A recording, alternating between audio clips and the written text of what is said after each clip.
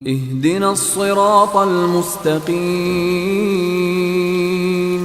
Suatu saat Imam Syafi'i rahimahullahu ta'ala berkunjung ke tempat, kalau bahasa kita sekarang pesantrennya Imam Abu Hanifah.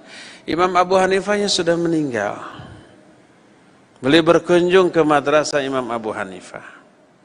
Murid-murid Imam Abu Hanifah banyak yang menjadi ulama, bingung nanti sholatnya gimana. Kita pasti akan mendahulukan Imam Syafi'i menjadi imam. Tapi pada waktu sholat subuh pasti Imam Syafi'i apa? Kunut. Imam Syafi'i mensunnahkan kunut subuh. Adapun Imam Abu Hanifah menyatakan itu bid'ah. Dan murid-muridnya menyatakan itu bid'ah. Duh, gimana nanti sholatnya? Kunut subuh pasti dilakukan Imam Syafi'i. Terus berdiskusi mereka, menggabungkan dalil yang ada, akhirnya sepakat. Kalau Imam Syafi'i kunut, kita ikut kunut. Apa yang terjadi?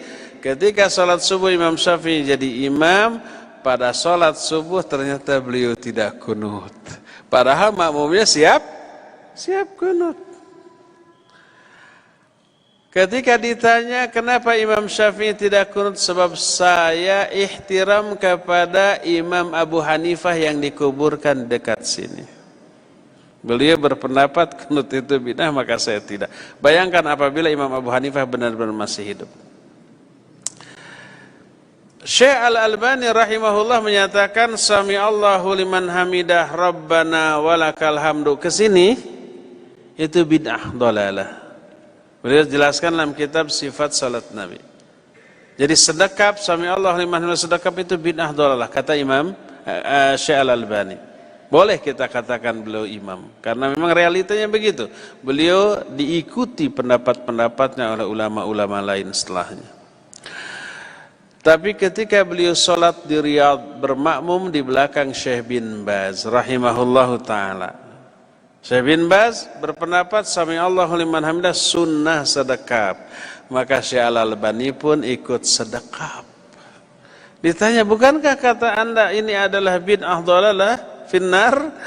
Ya, tapi Nabi menyatakan innama ju'ilal imamu litam. Imam itu dijadikan untuk diikuti, dan Syekh bin Baz imam saat itu. Beliau pun sedekap. Jadi syariat sudah mengatur apabila berbeda pendapat antara imam dengan makmum, ikuti imam. Dengan sikap seperti ini nggak akan ada clash, nggak akan ada ribut-ribut, nggak akan ada ketidaknyamanan. Wah ini mah kunut, saya mah bid'ah. Akhirnya imam kunut, saya tidak, gitu kan? Orang sekitarnya kiri kanan bingung, eta mah beda sorangan, Ada efek ke hati enggak? Ada ya? Ada. Ikuti imam. Syariat sudah memberikan solusi tentang hal itu ya. Jadi sikap kita kalau ulama berbeda pendapat, pelajari dalil keduanya, ambil pendapat yang kita anggap lebih kuat untuk saat itu sesuai dengan ilmu yang sampai pada kita, dan ihtiram, menghormati pendapat yang kita tidak ambil. Jangan berantem karena itu. Dan kalau ternyata kita belajar lagi ternyata berbeda lagi kesimpulan, oh ternyata selama ini pendapat ini salah, yang benar itu, ganti lagi, nggak apa-apa. Imam Syafi'i juga begitu. Sebab kita beramal berdasarkan ilmu, bukan berdasarkan fanatisme. Sekali begini tetap begini, hidup begini, nggak ada. Siapa orang yang konsan dari awal belajar sampai mau mati tetap begitu, menunjukkan dia tidak belajar. Siapa yang belajar pasti berubah, ya. Karena ilmu merubah sikap. Siapa yang ilmunya tidak berubah, sikapnya tidak akan berubah. Wallahu a'lam bishawab.